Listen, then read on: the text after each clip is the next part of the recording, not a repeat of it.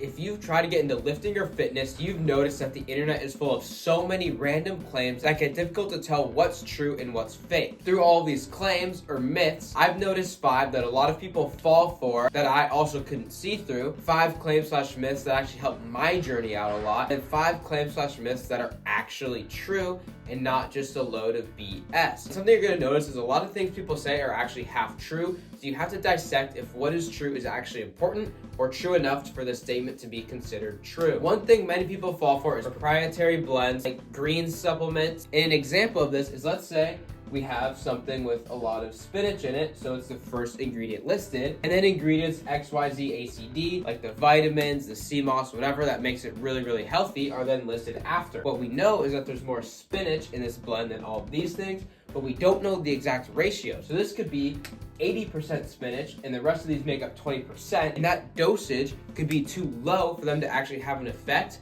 and this basically just becomes a glorified, overexpensive half multivitamin. So a lot of these greens and blend supplements, you need to get ones which means they're telling you exactly what you're taking per serving and where it is coming from. Second one is you're going to see a lot of gym products that are advertised, and there's some really, really jacked person behind it, and it makes this association in your mind that jacked people use this or you need this to get jacked. This is something a lot of marketing companies do to make an illusion to sell you on something. So just be aware that people will almost rent people with really jacked, steroided out physiques to photo shoot for their products or maybe do a promo video or two, and that person doesn't actually touch the product or believe in it at all. The third one comes for a lot of people are trying to bulk that really, really struggle, and they fall to these things called mass gainers. They're just a big old blend of carbs, fats, and protein. Inherently, this might seem like an okay thing to do, and obviously it is subpar to whole foods.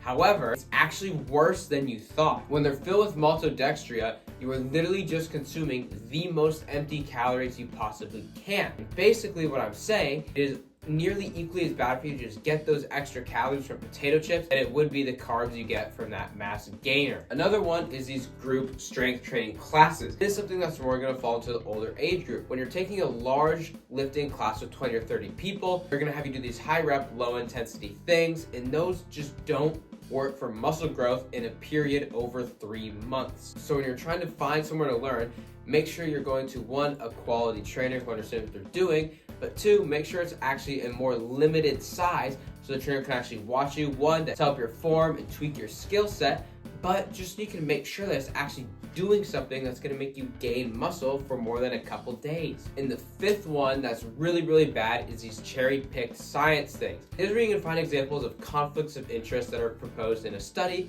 or just badly practiced studies. If you study only obese people and you see what red meat does to them, it is most likely going to align with heart disease because the people are already obese. If you expanded that to healthy individuals, underweight individuals in a larger spread, and then saw that trend, it would make sense. But let's say you spread it out to that entire spread and you only saw obesity and obese people go up, but you actually saw better health markers and kind of leaner and maybe even underweight people. All of a sudden you're leading a different equation, but if you zoom in on that one part of the graph, it makes it look like red meat will kill you because it causes obesity. So you have to understand that with a grain of salt and look at things that people provide on your own. Another thing that you're gonna have to think about is correlation versus causation. An example of this could be, let's say, toothpaste sales going up in conjunction to people named Leo. Again, would you link these two things together? Absolutely not. There's a lot of weird ways influencers are going to make these things happen, whether they know they're doing it or not. Now, here's 5 claims that actually helped my progression a lot. And the first one is that you don't need to go on these massive bulks. It's something that's really appealing because you just eat a lot of food and you can kind of dirty bulk it. So it's really just more people having fun with eating a bunch of food. But for actual purposes of trying to build muscle, being slightly above maintenance is proven to help maximize muscle growth. And being at absolute maintenance, which is where you're at maintenance and your body has enough calories to build the muscle, when you're between there, like a 300 calorie surplus, you're going to be optimizing your muscle growth. But the big important part is that you're also minimizing your fat growth. Another thing I want you to think about is you might gain muscle faster on those big bulks, but you're also gonna gain an absolute disproportionate amount of fat. So then when you go on a disproportionately timed cut, now you're gonna lose a bunch of muscle mass in that extended deficit phase. So in my opinion, it's really important you try to keep everything at a lean bulking strategy to make sure you can minimize fat gain, because that is what's healthier for your body in most scenarios, and it can just help maximize muscle growth without doing a bunch of stupid stuff. The second one is going to be the meathead application to lifting. Lifting heavier circles is just how you're going to grow more muscle. Again, week to week, progressive overload is the most proven way to build muscle. So what does meatheads say by just lift this weight over and over? Just do it, because it's more science-backed than any of these science-backed exercises or lifts.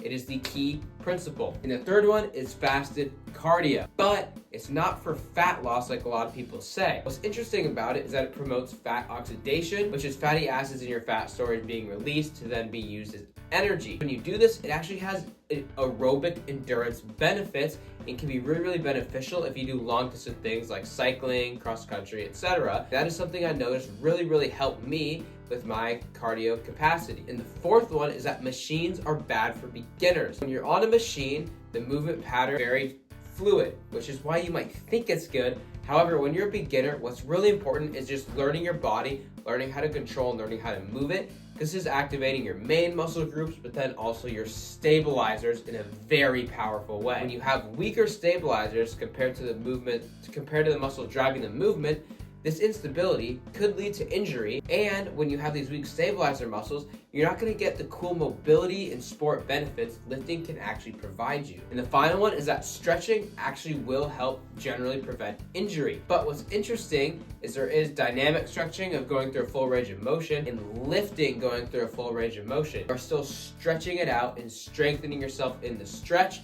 and I noticed this has almost doubled my mobility since I started lifting. It's been absolutely insane. So pairing kind of dynamic stretching and using a full range of motion and really emphasizing the stretch, you're just gonna make yourself more mobile and a more injury resilient on a very general level. And this is gonna bring us to 5 claims that sound like they're not true, but they actually are. And these are going to shock you. The first one is that the muscle toning is actually a real thing. It's just not done through doing those stupid little ab circuits a bunch of people say to do because they're bad trainers, but it's actually just kind of that ratio of muscle to body fat. You have more muscle and less body fat, you're gonna have a more toned appearance. This had nothing to do with doing 30,000 body weight crunches. Very shocking, isn't it? The next one is that muscle turns into fat. This is one of those things that I said are half true. Your muscle does not turn to fat. As you stop lifting, your body will retain less muscle and your muscle cells will shrink in size, making your muscles look smaller. And usually someone that stops lifting is most likely also not keeping up with their diet and activity level as well. Then they're going to be gaining more fat mass, and those two things going against each other are going to make an appearance of your muscles kind of getting washed out and you getting fatter. But it's not actually your muscle converting to fat. Third one is that running ruins gains. Doing a lot of endurance output and lifting is very fatiguing on your body. If you don't manage this well with sleep, nutrition, etc., they are going to impair each other by just a law of interference. So if you're doing both, make sure there's one that has a priority, but also just make sure you are recovering enough overall, and then ultimately it doesn't matter as much. Another one is the necessity for post-workout carbs. If you're gonna eat carbs once a day, the time you should eat them is right after your workout. This helps replenish glycogen to your muscles and helps with your recovery. And recovery is the most important part about lifting, because when your muscles grow is when they're actually recovering, not while you're working and busting your ass off in the gym. So maximize recovery if you want to maximize your growth. Final one that actually really shocked me is that women do need to train slightly differently than men. Due to hormones and body structure, women have a different response and different fatigue ratios for different body parts. And this is kind of seen with the meme of like someone's girlfriend doing more on a leg extension than they can. There's some really weird differences between the muscles between a man and a woman. The men are also usually stronger and can kind of do those low rep, super high intensity things, while women are generally going to be best suited in a higher medium rep range and very general. But there's key differences that you need to have applied when you're looking through programs online, because a program for a male is generally not going to be the best program for a female. And again, those are just 15 of thousands of claims you'll see on the internet. Most of them not being true or just being some super drawn out thing. Could be a misinterpretation of correlation and causation. Many things that can do it. Best thing you can do is subscribe here to learn more no BS fitness content.